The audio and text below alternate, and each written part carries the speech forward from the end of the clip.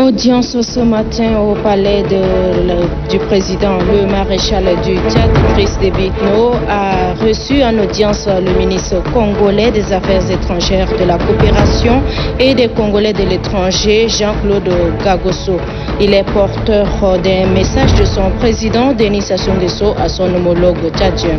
Et puis, caravane médicale de cardiologie. La caravane a démarré ce mardi à l'hôpital moderne La Renaissance. Cette caravane est à mettre à l'actif d'une ONG.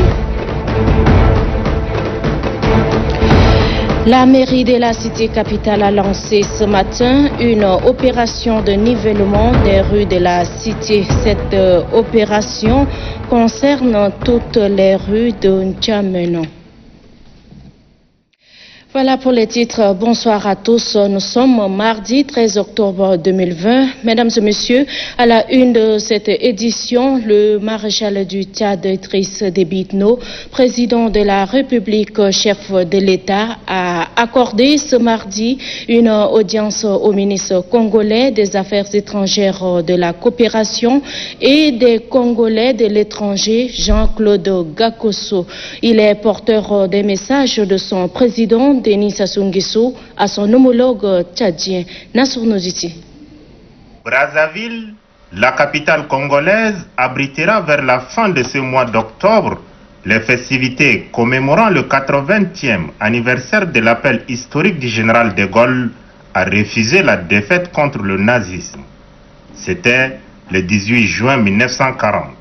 Pour mémoire, le Tchad est le premier pays africain à avoir rallié la France libre du général de Gaulle le 27 août 1940. C'est de Fort-Lamy, actuel N'Djamena, que le premier régiment est parti rejoindre le général Leclerc. Si le Tchad est le premier à répondre à l'appel du général de Gaulle, force est de reconnaître que Brazzaville était la capitale administrative de l'Afrique équatoriale française à cette époque. Raison pour laquelle le président congolais, Denis Sassou Nguesso, invite officiellement son homologue tchadien à honorer de sa présence cette commémoration. Il y a 80 ans, la France a subi une vraie débâcle face à l'Allemagne. La France est occupée, les armées nazies peuvent parader sur les Champs-Élysées. Mais il y a quand même un homme qui se lève pour dire non au déshonneur, le général de Gaulle. Mais le général de Gaulle, malheureusement, n'a pas de territoire, il n'a pas d'homme avec lui. Et c'est ici en Afrique équatoriale française, donc l'Afrique centrale où nous sommes, en s'appuyant sur le gouverneur Félix Eboué, qui était ici à N'Djamena, Fort-Lamy à l'époque, que De Gaulle va donner corps à ce qu'on appelait par la suite la France libre. La France libre, en fait, c'est une forme d'organisation, de réorganisation des troupes, des bataillons de marche qui vont aller prendre part aux grandes batailles à Koufra, à Bir Hakeim et jusque sur les champs de bataille en Europe et jusqu'à Berlin. Mais l'histoire a été quelque peu tronquée, on ne sait pas trop pour quelle raison. Le rôle des Africains a été sous-estimé.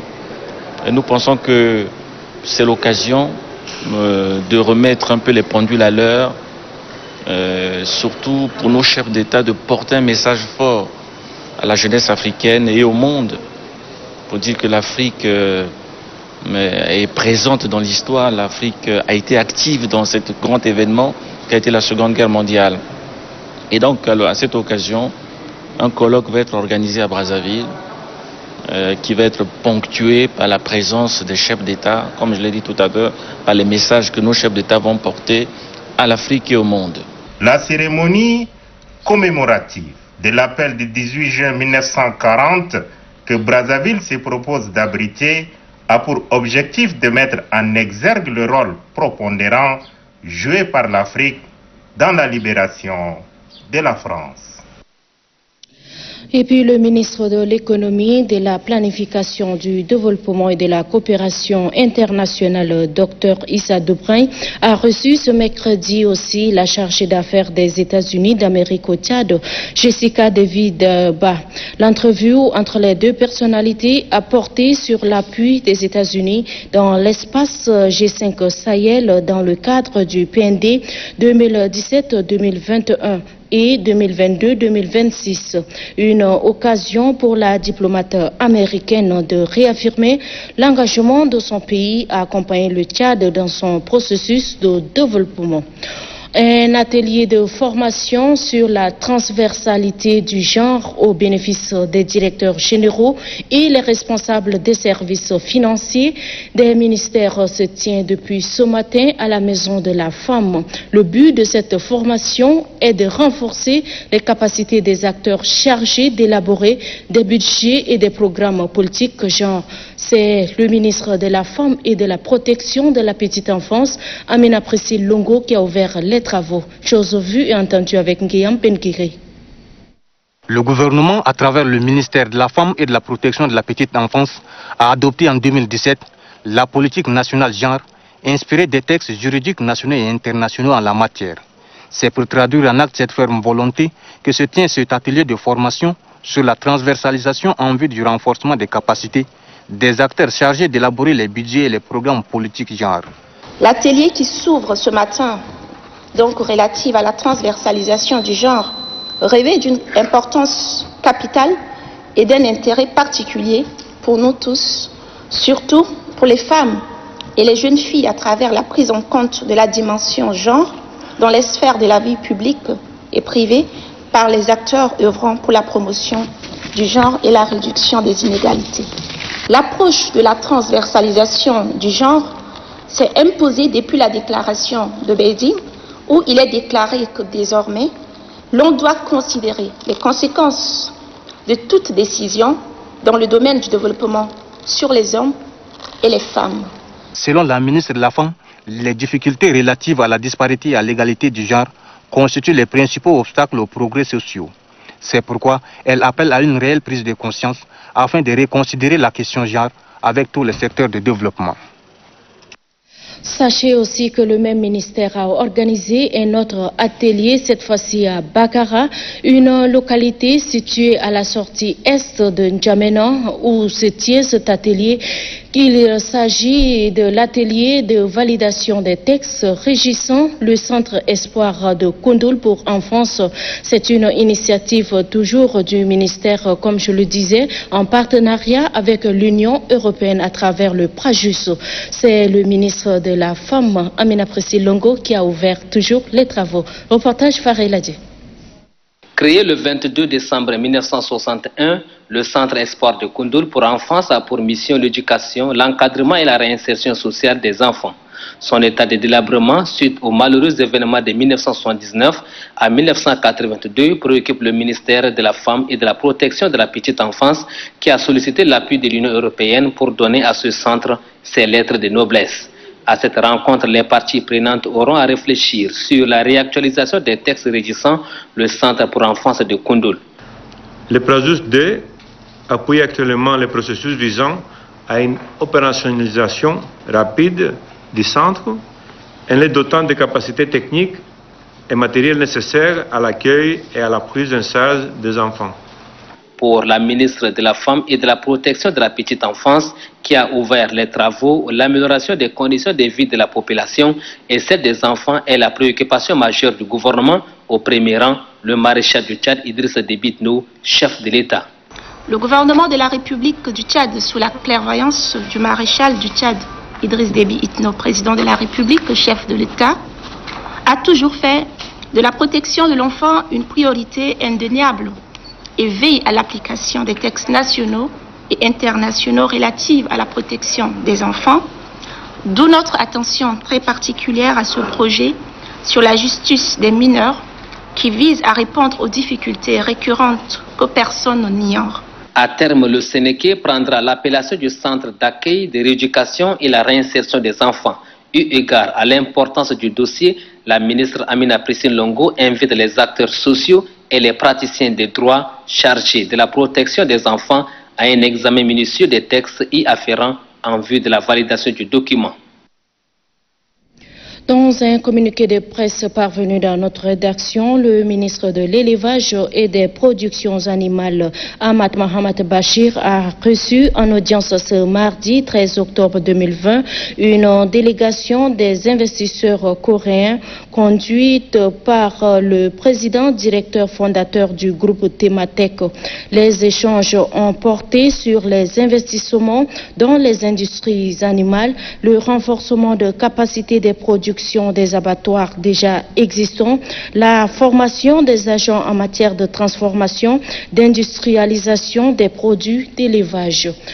Le président du Haut Conseil des collectivités autonomes et des chefferies traditionnelles, Tamita Didingar, a tenu ce matin un point de presse relative à la sensibilisation des jeunes et à la population concernant l'enrôlement biométrique du fichier électoral. Extrait. Le président de la République, le maréchal du Tchad, Idriss Déby Itno, avait décrété 2020-21 l'année des élections. L'opération, disons, de recensement porte effectivement sur le fait que tous les Tchadiens en âge de voter doivent véritablement, disons, se faire recenser pour qu'au moment opportun, ils soient en mesure, disons, de réaliser l'acte démocratique, l'acte citoyen qui est de voter.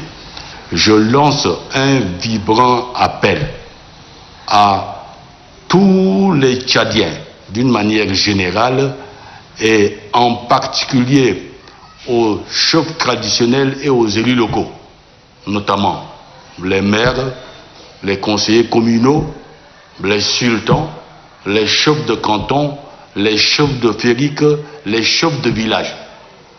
Et il faut qu'ils redoublent d'efforts pour que ceux des Tchadiens qui se trouvent dans leur circonscription administrative puissent massivement sortir pour répondre à cet acte, disons, citoyen.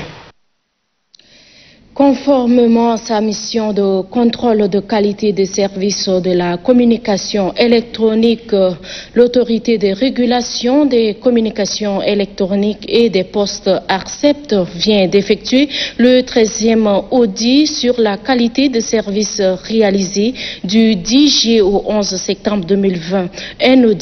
Cet audit a permis d'évaluer la couverture des réseaux et la qualité des services 2G et 3G des 3 opérateurs économiques, à savoir Airtel, Tigo et Salam, dans les 29 localités du pays. Je vous propose de suivre un extrait du président du conseil d'administration, Emmanuel Nadigar. Le contrôle de la qualité de service s'avère ainsi être un sujet stratégique constituant un enjeu quotidien et concret au cœur des missions de chaque régulateur, car incitant les opérateurs de la téléphonie mobile à améliorer continuellement la qualité de service offerte aux usagers. L'audit de 2020 a relevé malheureusement des manquements sur plusieurs indicateurs mesurés et les engagements contenus dans le protocole d'accord signé en juin 2019 n'ont pas été respectés par les signataires, notamment Tigo et Airtel. À l'issue du conseil tenu ce jour 13 octobre 2020, le conseil a approuvé les sanctions pécuniaires ci-après aux 3 opérateurs conformément aux dispositions réglementaires, notamment le décret numéro 589/PR, /PM, /MPTN, 2017. Au niveau de Airtel, le taux de sanction étant de 7%. Appliqué sur le chiffre d'affaires de 2019, ça nous donne le montant de sanction à 4 103 073 francs CFA. Au niveau de Salam, le taux de sanction appliqué est à hauteur de 9,65%. appliqué sur le chiffre d'affaires nous donne le montant de sanctions qui s'élève à 63 655 915 francs CFA. Au niveau de Tigo, le taux de sanction étant de 6,28%, appliqué au chiffre d'affaires de 2019, nous donne 4 115 715 603 francs CFA. Ce qui donne le montant de la sanction de 2020 en francs CFA pour les 3 opérateurs s'élevant à 8 454 474 541 francs CFA. À l'instant, Emmanuel Nadingar, président du Conseil de régulation de l'ARCEP. Je le disais en titre, le maire de la ville de N'Djamena, Oumar Boukar, a lancé ce mardi matin une opération de nivellement des rues de la cité capitale. Kalianga Vodna.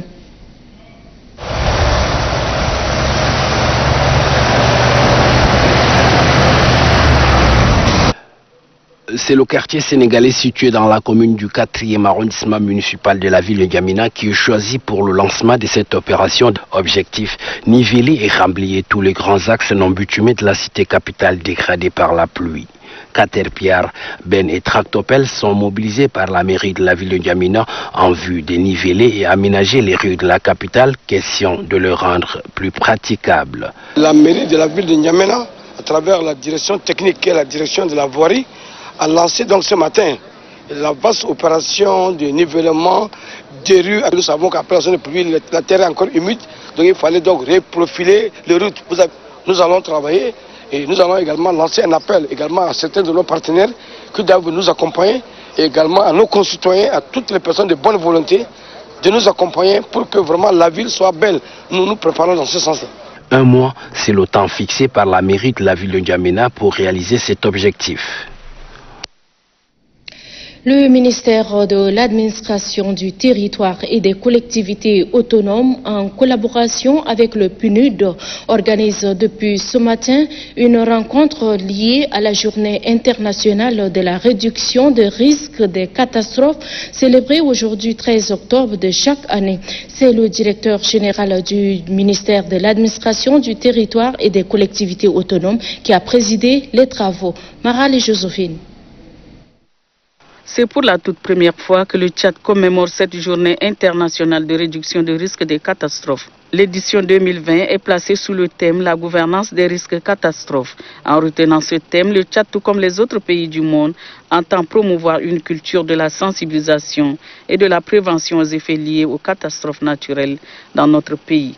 Le représentant résident du PNUD s'est fait représenter à cette séance de travail par l'économiste principal de cette institution onusienne. Pour celui-ci, le PNUD est disposé à accompagner le Tchad dans ses stratégies de réduction des risques de catastrophes. Dans les différentes crises qui se succèdent, le PNUD est toujours présent. Par rapport aux inondations, le PNUD est toujours là et appuie de manière institutionnelle, c'est-à-dire le renforcement de capacités et aussi intervient sur les événements conjoncturels. Le directeur général du ministère de l'Administration du Territoire et des Collectivités Autonomes s'est dit conscient des risques des catastrophes auxquels le Tchad fait face. Pour lui, des stratégies de riposte doivent être élaborées.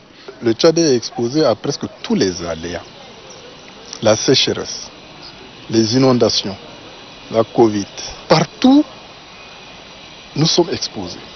Et c'est pourquoi les partenaires du Tchad, avec le gouvernement, de temps en temps élaborent les plans de contingence pour déterminer comment intervenir en cas de catastrophe. Goundoul Vikama interpelle les participants et les exhorte à mener une réflexion assez approfondie pouvant aboutir aux résultats attendus. L'ONAPE forme de concert avec ses partenaires 84 jeunes demandeurs d'emploi en électricité. La cérémonie est présidée par le directeur de l'administration du travail du ministère de la fonction publique, Mahmoud Moussa. Précision avec Mahmoud Suleiman. Dans le but de résorber le chômage et le sous-emploi, l'Office national pour la promotion de l'emploi, ONAPE, mise sur la formation professionnelle. C'est dans ce cadre que 84 jeunes sont conviés à une formation en électricité. Pour donner espoir et sauver la jeunesse tchadienne du chômage, le maréchal du Tchad, Idriss Déby Itno, président de la République, chef de l'État, chef du gouvernement, a mis un accent particulier sur l'autonomisation des jeunes, seul gage pour sortir la jeunesse de la précarité.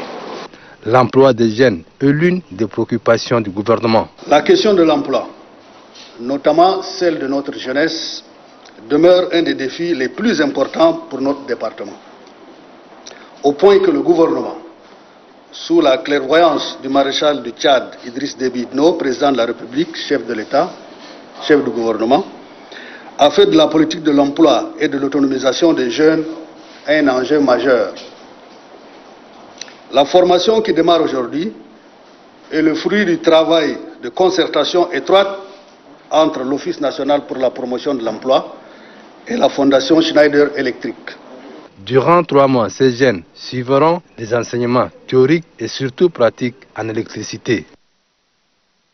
Les travaux de validation du plan stratégique du Fonds spécial en faveur de l'environnement 2020-2024 sont lancés officiellement ce matin à la Bibliothèque nationale. Les travaux se sont déroulés en présence du directeur du ministère de l'Environnement et de la Pêche. Les précisions avec Nouba Lomadi. La mise en œuvre de la politique de protection de l'environnement à l'exemple des autres secteurs nécessite des dispositions adéquates. C'est dans ce sens que le document d'orientation et des plans d'action qui déterminent les activités à mener et les stratégies de mobilisation de fonds pour la préservation de l'environnement sont soumis pour la validation. Le plan stratégique que vous avez entre vos mains est un document d'orientation qui est conçu comme une feuille de route cadrant les choix des opérations que le FSE entend mener de financer d'ici 2024. Le Tchad, frappé de plein fouet par les effets de dégradation de l'environnement et du changement climatique, doit disposer des programmes et plans cohérents et efficaces pour faire face aux aléas naturels et artificiels. Cette dégradation globale de l'environnement qui fragilise la base de la production et détruit les moyens d'existence des populations a toujours été au centre des préoccupations des plus hautes autorités du pays. C'est dans ce sens que le présent plan stratégique couvrant la période 2021 et 2024 est élaboré. Ce plan s'appuie sur la vision 2030 et est en parfaite cohérence avec les orientations du PND 2017-2021, ainsi qu'avec les autres documents de politique sectorielle relatifs à l'environnement et au changement climatique actuellement en vigueur. Après ces 48 heures de travaux d'échange, le Fonds spécial en faveur de l'environnement disposera d'un plan d'action 2021-2024. Dans la province du Lac, les promoteurs des activités agricoles répondent à l'appel du maréchal Idriss Déby Itno lancé en 2016 pour un retour à la terre. Retrouvons une fois de plus Nouba Lomadi. Claudia, un jeune département situé dans la province du Lac Tchad, accueille 2 opérateurs économiques. Il s'agit du groupe Wadi Kundi et du groupe Sojet Tchad. Ces 2 opérateurs qui s'installent ici répondent aux appels du maréchal du Tchad Idriss Déby Itno. Maréchal, président de la République, maréchal Idriss Déby Itno, a dit que vous les Tchadiens tous, il faut labourer. Au Tchad aussi, il y a beaucoup de magie, il y a plusieurs de travail. Dans ce bras du lac Tchad, frappé par le changement climatique, poussent des champs de pénicillin, de maïs et de patates sur des milliers d'hectares. Le choix de ces secteurs n'est pas fortuit. En effet, l'agriculture constitue l'un des secteurs clés de l'économie en Afrique et particulièrement au Tchad car elle emploie 90% de la population active. Nous, opérateurs économiques, nous devons aussi nous intéresser à l'agriculture car elle est une bonne chose et elle nous sauve de la famine. Le maréchal du Tchad, Idriss Déby Itno, a demandé à tout le monde de retourner à la terre. Ce que le président a dit concerne tous les Tchadiens, car nous devons travailler pour aller de l'avant. Le maréchal du Tchad, Idriss Déby Itno, nous a fait comprendre que seule l'agriculture peut nous sortir de la crise économique. Nous avons pris acte de cette décision et nous avons commencé à investir dans les différentes cultures à Kouloudia. En s'installant dans le bras du lac Tchad, le groupe Wadikundi veut accélérer la politique de l'autosuffisance alimentaire. Le groupe Wadikundi rassure le gouvernement que son institution accentuera la mise en œuvre des stratégies et politiques d'atténuation de ces phénomènes climatiques pour une autosuffisance alimentaire. C'est le maréchal du Tchad, Idriss Déby Itno, qui nous a aidés avec des tracteurs, des terres et d'autres moyens. Nous avons cultivé le riz, le maïs, les patates. Tout ce que nous avons réalisé, c'est grâce au maréchal du Tchad. Ce que le président veut, nous allons faire. Ce qu'il ne veut pas, nous allons aussi laisser tomber. C'est une interpellation à l'endroit des décideurs, techniciens, producteurs, partenaires techniques et financiers pour l'atteinte de la sécurité alimentaire. Ça démarre bien pour une bonne récolte renouvelée et innovante de 2020. Le PNUD organise du 12 au 15 octobre à Mara, un village situé à quelques kilomètres de N'Djamena, un atelier de partage d'expériences entre les conseillers des communes de Bol et de Layo. Mettre en place un nouveau mécanisme de participation citoyenne dans la gestion des affaires des communes afin d'impulser une nouvelle dynamique de développement local. C'est l'objectif de cette formation et c'est le directeur général du ministère de l'administration du territoire et des collectivités locales, Goundoul Vikamon, qui a ouvert les travaux. Apolline Kani. C'est dans le souci d'appuyer ces communes à tirer profit des investissements en cours et surtout de proposer des services de qualité aux populations que le PNUD a initié ces projets d'appui à la gouvernance locale participative dans les communes de Laye et Bol. Le PADGEL permettra d'améliorer la qualité de la gestion des communes sur la base des bonnes pratiques.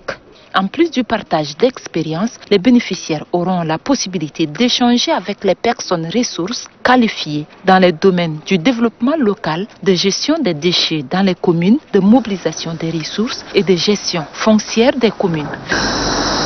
L'engagement du PNUD auprès du gouvernement vise à promouvoir la croissance inclusive, la bonne gouvernance, la protection de l'environnement et le capital humain. Le directeur général du ministère de l'administration territoire et des collectivités locales a salué l'appui constant du PNUD dans le cadre de la décentralisation. Qu'il me soit permis de saluer solennellement et du fond du cœur l'engagement du PNUD auprès du gouvernement de la République du Tchad dans ce processus teinté aussi bien de défis que d'opportunités. Le PNUD a accompagné le processus de la décentralisation à travers des programmes et projets couronnés de plusieurs succès. Un maire de la commune doit quotidiennement se distinguer par la culture de la bonne gouvernance locale en respectant les principes de participation, d'équité, de transparence et surtout de redevabilité vis-à-vis des populations qui ont un grand besoin d'informations sur la gestion des affaires locales. Tel est le vœu des partenaires techniques et financiers.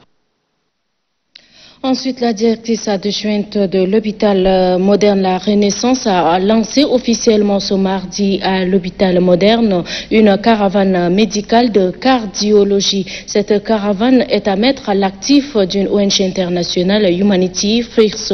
Les détails avec Mamadou Oumar Moursal.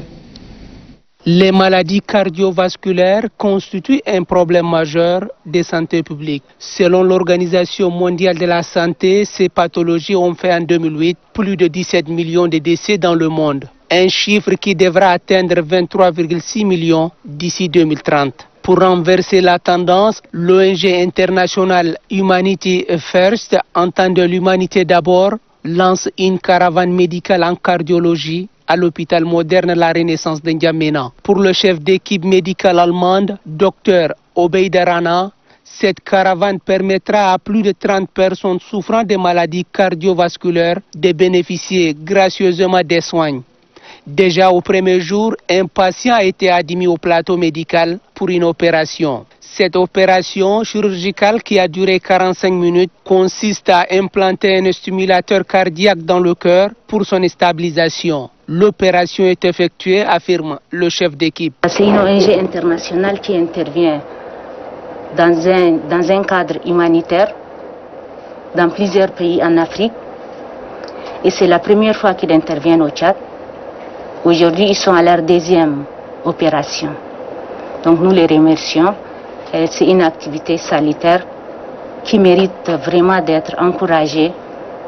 Et je demande à tout un chacun de les appuyer afin d'atteindre leur objectif. Après cette étape, une autre caravane ophtalmologique est prévue la semaine prochaine dans quelques structures sanitaires de la capitale. Vous l'avez constaté, c'est un reportage de Mohamed Oumar Moussal rendu par Moussa Mbodou Abdoulaye.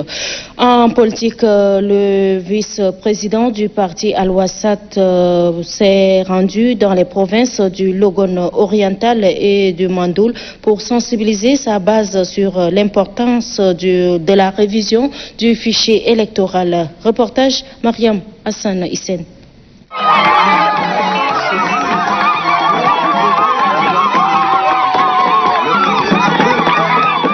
Membres du parti Al-Wassat à leur tête le vice-président Mansiri Lobskreo se sont rendus dans les provinces du Logone oriental et du Mandoul dans le cadre de la sensibilisation sur la révision du fichier électoral. Les membres de la délégation ont largement sensibilisé leur base à se faire inscrire sur la liste du fichier électoral en vue de préparer les échéances électorales prochaines. Avoir votre nom sur la liste est un soutien pour la démocratie et de la légalité politique.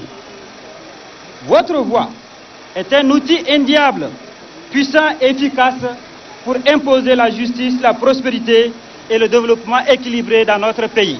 Mansiri Lobskreo, le vice-président du parti Al-Wassat et le secrétaire général de ce parti Abdelbasset Adam ont tenu des rencontres avec les responsables des différents partis politiques de ces deux provinces et les autorités administratives et locales. Les échanges ont porté sur la sensibilisation de la population sur l'importance de l'enrôlement biométrique du fichier électoral qui constitue un outil indéniable pour les échéances électorales. Il promet également une descente dans les localités suivantes, Biebidja, Kelo et Bongo pour le même objectif. Et c'est tout pour ce 20h de ce mardi 13 octobre 2020. Mesdames et messieurs, merci de l'avoir suivi. Surtout très bonne suite de programme sur Télétad. À bientôt.